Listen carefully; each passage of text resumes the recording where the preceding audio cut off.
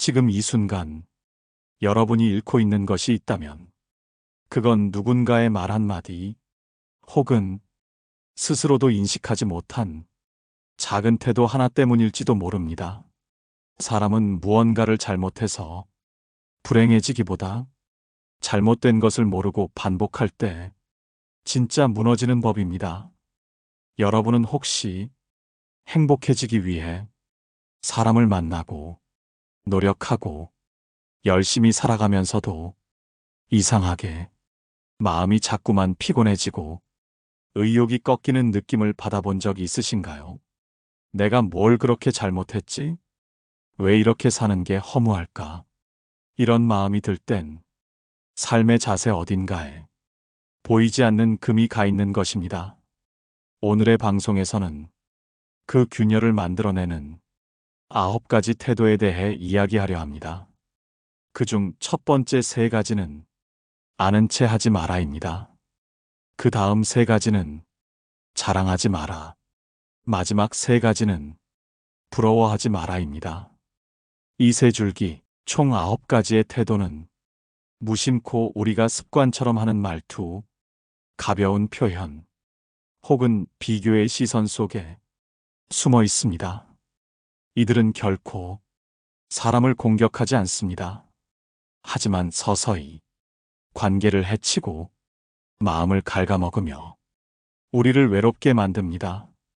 지금부터 그 이야기를 하나씩 풀어가 보겠습니다. 먼저 아는 체 하지 마라는 말의 의미를 한 실생활 이야기를 통해 풀어보겠습니다. 경기도에 사는 49의 여성 김지숙 씨는 작은 꽃집을 운영하고 있습니다. 그녀는 가게를 오가며 단골 손님들과 대화를 나누는 게 일상의 즐거움이었지만 한 손님과의 관계 때문에 상당히 지친 경험이 있다고 합니다. 그 손님은 매번 올 때마다 꽃에 대해 꽤나 박식한 지식을 뽐내곤 했습니다. 이건 물을 너무 주면 뿌리 썩어요. 그냥 공기 중 습도로도 충분한데 이건 꽃말이 불행이라서 선물용으론 별로예요. 사람들이 잘 몰라서 그렇지. 지숙 씨는 처음엔 고개를 끄덕이며 들었지만 점점 그 사람이 설명이라는 이름으로 가게 운영까지 간섭하는 것처럼 느껴졌다고 했습니다. 그러다 어느 날 지숙 씨는 조용히 웃으며 이렇게 말했습니다. 그런 정보들 감사하긴 한데요. 저는 손님들 반응 보고 하나씩 배워가며 하고 있어요. 조금 다르게 보일 수도 있겠지만 저한텐 이 방식이 맞더라고요. 그 말 이후 그 손님은 서서히 발걸음을 줄였고 다른 손님들과의 대화는 훨씬 편안하고 따뜻해졌다고 했습니다. 여러분, 아는 체 하는 말은 지식을 나누려는 게 아니라 상대를 무시하는 쪽으로 기울어지기 쉽습니다. 특히 이건 내가 더 많이 알아, 너보다 내가 더 경험이 많아 하는 태도는 상대를 위축시키고 자신도 외로운 사람이 되게 만듭니다. 논어에는 아는 것을 안다고 하고 모르는 것을 모른다고 하는 것이 진짜 아는 것이다 라는 말이 있습니다. 세상에는 잘 모름이 주는 여백이 있습니다. 그 여백 속에서 우리는 누군가에게 배우게 되고 감탄하게 되고 서로의 존재를 있는 그대로 받아들이게 됩니다. 다음으로 아는 체 하지 마라. 두 번째 태도는 무엇인지 또 다른 사연을 통해 이어가 보겠습니다. 두 번째로 조심해야 할 아는 체는 상대의 감정을 쉽게 단정 짓는 말입니다. 너 그래서 속상했구나. 그건 너가 예민해서 그래. 그런 상황에선 원래 다 그래. 이런 말들은 겉으론 공감처럼 들릴 수 있지만 사실은 상대의 감정을 있는 그대로 바라보지 않고 내 틀에 맞춰 정리하려는 말입니다.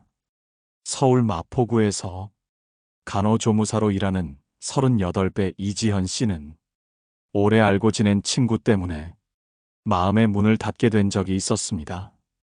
어느 날, 지현 씨는 친구와 만나 직장에서 있었던 불편한 일을 조심스럽게 털어놓았습니다. 같이 일하는 선생님이 자꾸 나한테만 힘든 환자 맡기더라. 그냥 우연일까 싶다가도 나만 보면 피하는 것 같고 마음이 자꾸 상해. 그 친구는 바로 웃으며 이렇게 말했습니다. 야, 그건 내가 너무 꼬아서 보는 거야. 그 사람 원래 그런 성격이야. 그냥 너처럼 예민한 사람은 어디 가도 힘들어. 지현 씨는 그 순간 더 이상 자신의 마음을 꺼내고 싶지 않았다고 합니다.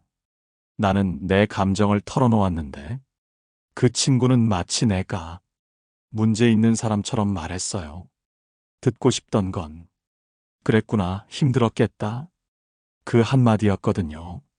여러분, 진짜 공감은 해결을 제시하는 게 아니라 그 사람의 입장에서 한번 느껴보려는 태도입니다.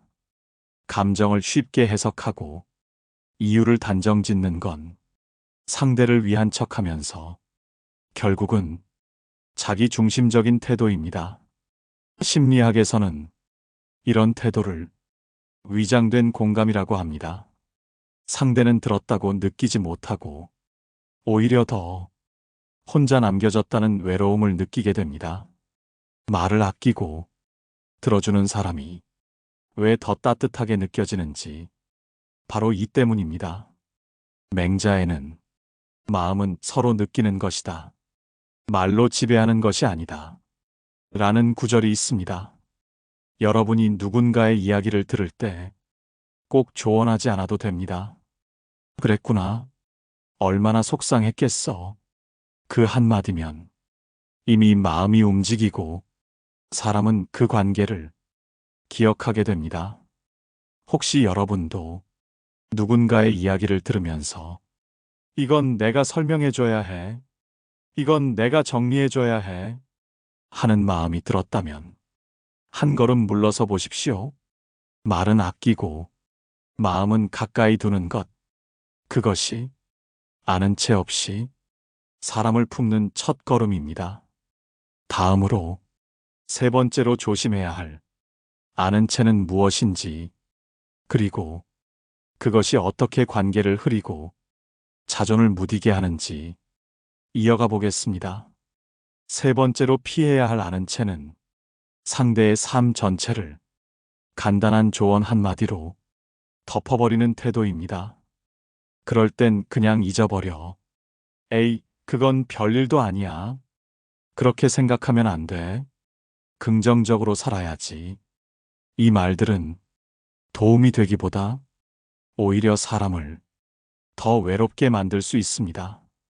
부산 사하구에 사는 54세 남성 이태성 씨는 가까운 지인에게 가슴 아픈 일을 털어놓았다가 큰 상처를 받았다고 했습니다. 몇 년 전 그는 큰 사고로 아내를 잃었고 그 슬픔에서 오랫동안 벗어나지 못했습니다. 어느 날 오랜 친구와의 술자리에서 조심스럽게 그 이야기를 꺼냈습니다. 난 아직도 그날 마지막 인사를 제대로 못한 게 마음에 걸려. 그냥 손 한 번 제대로 못 잡았다는 게. 그러자 친구는 한숨을 내쉬며 이렇게 말했습니다. 야, 이제 그만해. 사람은 다 그렇게 떠나는 거야. 언제까지 그렇게 끌고 살래? 너도 이젠 좀 잊고 앞을 봐야지. 태성 씨는 말했습니다. 그 말 듣는 순간 내 슬픔이 귀찮은 게 되었구나 싶었어요. 그날 이후 그 친구에게 다시 속마음을 말한 적이 없어요. 여러분, 사람의 아픔은 조언으로 덮을 수 있는 게 아닙니다. 상처를 치유하는 건 해답이 아니라 함께 있어주는 시간이고 말보다 침묵 속의 공감입니다. 아는 채는 쉽게 정리하려는 마음에서 나옵니다. 상대가 복잡한 감정을 꺼내면 그걸 끝까지 들어주기보다 자신이 할 수 있는 가장 쉬운 말을 꺼내요. 정리하려 들지요. 하지만 그 순간 상대는 더 깊이 외로워집니다. 그 사람의 삶을 내가 다 이해한다고 믿는 순간 우리는 오만해지고 관계는 천천히 멀어집니다. 중용에는 사람과 사람 사이엔 이해보다 존중이 먼저다 라는 말이 있습니다. 우리는 종종 잘 몰라도 같이 있어줄 수 있습니다. 잘 몰라도 그 감정 옆에 조용히 앉아 있어줄 수 있습니다. 그게 진짜 위로가 되고 그게 진짜 인간다움입니다. 혹시 지금 누군가에게 좋은 조언이라는 이름으로 자신의 생각을 자꾸 던지고 있지는 않으신가요? 때론 그 한마디가 상대에겐 마지막 지지대 하나를 밀어내는 말이 될 수도 있습니다. 이제 아는 체 하지 말라는 말의 의미가 조금은 깊어졌을 겁니다. 그것은 지식을 숨기라는 말이 아니라 겸손히 바라보라는 말입니다. 너를 알고 있다가 아니라 너를 알고 싶다는 마음에서 말하는 사람이 관계를 따뜻하게 만듭니다. 이번에는 두 번째 묶음, 자랑하지 말아라는 주제로 우리가 얼마나 무의식적으로 사람들을 불편하게 만드는지 함께 들여다보겠습니다. 이번에는 행복을 망치는 9가지 중 두 번째 묶음, 자랑하지 말라는 태도에 대해 이야기해 보겠습니다. 사람은 누구나 자신의 좋은 일을 누군가에게 말하고 싶어집니다. 기쁜 일이 생겼을 때 그걸 숨기기보다는 나누고 싶은 마음, 당연한 감정이기도 합니다. 하지만 그 감정이 자랑의 모양이 되는 순간 상대에게는 피로가 되고 부담이 되며 때로는 상처가 되기도 합니다. 첫 번째 자랑은 행복한 척하는 자랑입니다. 서울 강남구에 사는 37의 주부 박선영 씨는 최근 한 모임을 끊었다고 말합니다. 그 모임은 육아 정보도 공유하고 육아 스트레스도 나누는 엄마들끼리의 소모임이었는데 그 안에서 항상 분위기를 지배하던 한 사람이 있었다고 했습니다. 그 사람은 매번 모임이 시작되면 이렇게 말했습니다. 우리 애는 벌써 한글 떼고 영어도 배우고 있어요. 수업 끝나면 피아노 학원까지 바로 가요. 요즘엔 똑똑한 애들이 너무 많아서 미리미리 준비 안 하면 안 돼요. 그 말을 듣는 순간 선영 씨는 마치 자신이 게으른 엄마가 된 것 같았다고 말합니다. 나는 애랑 놀이터 갔다 온 이야기나 요즘 잠을 잘 못 자서 힘들다는 이야기 하려고 했는데 그 사람 이야기 듣고 나니 입을 다물게 되더라고요. 여러분, 행복한 척하는 자랑은 상대에게 자기 삶이 부족하다고 느끼게 만드는 힘이 있습니다. 그 말에는 나는 이렇게 열심히 하고 있어라는 외침이 담겨 있지만 그 밑바닥에는 넌 이만큼 안 하니 좀 부족해라는 무언의 평가가 숨어 있습니다. 우리는 타인의 말 한마디로 우리의 삶을 비교하고 무너뜨리곤 합니다. 행복은 나눌수록 커지는 것이지만 비교와 결합된 행복은 독이 됩니다. 논어에는 지혜로운 사람은 자기 덕을 드러내지 않는다 라는 말이 있습니다. 진짜 행복한 사람은 자랑하지 않아도 그 존재만으로 빛이 납니다. 두 번째 자랑은 과거의 영광을 들이대는 태도입니다. 나 예전에 대기업 다녔어. 우리 애는 원래 전교 1등이었지. 그땐 나도 참 잘 나갔는데. 이런 말들은 자연스러워 보일 수 있지만 지금 내 삶에 대한 불만이나 허기를 타인에게 전가하는 방식일 수 있습니다. 대전에서 직장을 다니는 44세 남성 장민호 씨는 오랜만에 연락 온 선배에게 큰 불편함을 느꼈다고 합니다. 몇 년 만에 보자고 해서 나갔는데 대화 내내 자기 예전 이야기만 하는 거예요. 어디서 일했는지, 누구와 친했는지, 얼마나 인정받았는지. 그 자리에서 민호 씨는 나는 지금도 이 사람보다 못한가라는 기분 나쁜 질문과 계속 싸워야 했다고 했습니다. 여러분, 과거의 자랑은 지금의 부족을 감추기 위해 무의식적으로 꺼내는 경우가 많습니다. 그 자랑은 상대를 자극하고 현재의 대화를 과거에 갇히게 만듭니다. 세 번째 자랑은 겉으로 드러나는 것에 대한 자랑입니다. 차, 집, 옷, 소셜미디어 속의 화려한 일상들. 우리는 그 겉모습들로 자신의 가치를 증명하고 싶어지고 그걸 통해 상대보다 위에 서고 싶어집니다. 하지만 그 순간 사람은 진심으로 연결되지 못합니다. 말은 오갔지만 마음은 점점 멀어지기 때문입니다. 겉모습을 자랑하면 사람들은 그 겉만 보고 나를 판단합니다. 그리고 언젠가 내 안에 있는 고요한 진심이 사람들과 닿지 못하게 됩니다. 도덕경에는 자신을 자랑하는 자는 빛을 잃는다는 구절이 있습니다. 빛나는 사람은 스스로를 자랑하지 않아도 빛납니다. 여러분, 혹시 오늘 누군가 앞에서 자랑하고 싶은 말이 떠올랐다면 그 말을 조금만 줄이고 대신 질문을 던져보세요. 요즘 어떻게 지내? 그 일은 괜찮았어? 그 말이 자랑보다 훨씬 가까운 사람으로 여러분을 만들어줄 것입니다. 이번에는 마지막 묶음, 부러워하지 마라는 주제로 행복을 갉아먹는 비교의 덫에 대해 이야기해 보겠습니다. 이번에는 행복을 망치는 마지막 세 가지, 부러워하지 마라는 태도에 대해 이야기해 보겠습니다. 여러분, 부러움은 겉으로는 상대에게 호감을 갖는 감정처럼 보일 수 있습니다. 와, 너 정말 잘 됐네. 너는 진짜 타고난 복이 있나 봐. 이런 말들은 순간 상대를 기분 좋게 할 수 있습니다.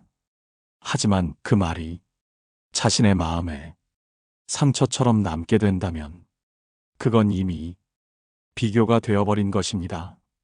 첫 번째로 조심해야 할 부러움은 자주 비교하게 되는 사람을 곁에 두는 것입니다.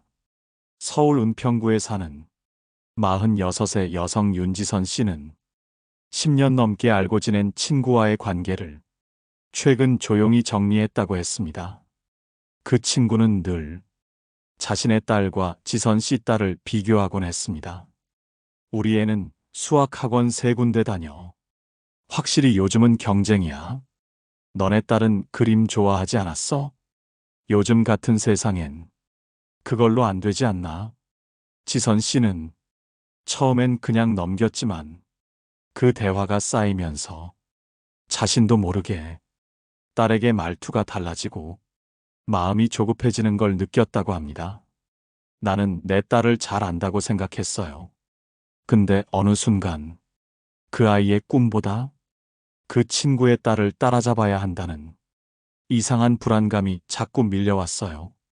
여러분, 사람은 비교되는 순간부터 자신의 고유한 흐름을 잃습니다. 그리고 그 비교는 내가 만든 것이 아니라 부러움이라는 감정이 끌어온 덫일 수 있습니다. 비교하는 사람이 늘 곁에 있다면 여러분은 자신을 자꾸 낮춰보게 됩니다. 그 순간부터 행복은 도망가기 시작합니다. 두 번째로 조심해야 할 부러움은 말로 위장된 부러움입니다. 너는 남편이 참 잘하네. 나는 말도 못 꺼내. 그래도 좋겠다. 부럽긴 한데 나는 그냥 이렇게 사는 게 편해. 이런 말들은 겉으론 상대를 칭찬하는 것 같지만 속에는 상대의 삶에 대한 은근한 견제와 자기 삶에 대한 피해 의식이 섞여 있습니다. 이런 말들은 듣는 사람을 불편하게 만들고 말한 사람 자신도 자꾸만 자신을 결핍된 사람처럼 만들게 됩니다. 진심 어린 부러움은 말보다 태도에서 드러납니다. 그건 너여서 가능한 일 같아. 내가 그런 길을 만들어서 나도 배우게 돼. 이런 말들은 상대를 높이고 자신도 자존을 잃지 않게 만드는 건강한 인정입니다. 세 번째로 조심해야 할 부러움은 자신을 의심하게 만드는 부러움입니다. 다른 사람의 성공, 다른 사람의 집, 다른 사람의 관계를 보며 자꾸만 내 삶이 작고 초라하게 느껴질 때가 있습니다. 하지만 여러분, 그 부러움은 상대가 잘나서가 아니라 내가 내 삶을 온전히 바라보지 못했기 때문에 생깁니다. 나도 괜찮고 저 사람도 괜찮다. 이 감정을 갖는데 가장 방해가 되는 게 바로 부러움입니다. 장자에는 큰 나무는 비교하지 않는다. 그늘로도 충분하니까 라는 말이 있습니다. 여러분도 누군가를 부러워하고 있다면 그 마음을 내가 뭘 놓치고 있나로 바꿔보세요. 그리고 내 안의 그늘을 바라보세요. 그 안엔 이미 작지만 충만한 삶이 피어 있을 수 있습니다. 이번에는 이제까지 나눈 아는 체 하지 마라, 자랑하지 마라, 부러워하지 마라. 이 세 가지 흐름을 하나로 정리하며 실제 삶에서 어떻게 태도와 습관으로 바꿀 수 있을지를 마지막으로 함께 생각해 보겠습니다. 지금까지 살펴본 아는 체 하지 마라, 자랑하지 마라, 부러워하지 마라. 이 세 가지 조언은 단지 말을 조심하자는 뜻이 아닙니다. 그보다 훨씬 더 깊은 메시지는 바로 관계를 망치지 않고 자기 삶의 중심을 지키는 법에 대한 이야기입니다. 사람은 말로 세워지고 말로 무너집니다. 말에는 태도가 담기고 태도에는 그 사람의 내면이 드러나기 때문입니다. 그렇다면 이 9가지 태도를 어떻게 일상에서 습관처럼 실천할 수 있을까요? 먼저, 아는 체 하지 않는 연습은 모른다는 여백을 두는 데서 시작합니다. 누군가 힘든 이야기를 할 때, 그랬구나. 어떻게 느꼈어? 라고 묻는 연습부터 하십시오. 그 말은 정답을 제시하려는 것이 아니라 상대의 마음에 자리를 내어주는 말입니다. 그 여백이 진짜 소통을 만듭니다. 자랑하지 않기 위한 연습은 말보다 질문을 선택하는 것입니다. 내 삶에 기쁨이 생겼을 때, 나 요즘 이거 하고 있어. 너는 어때? 하고 상대의 상황을 물어주는 태도, 그것만으로도 자랑이 공감으로 바뀔 수 있습니다. 누구나 기쁜 일을 나누고 싶습니다. 그러나 그 기쁨을 나만 가진 것처럼 말하는 순간, 상대는 내 삶을 부러워하기보다 스스로를 부끄러워하게 됩니다.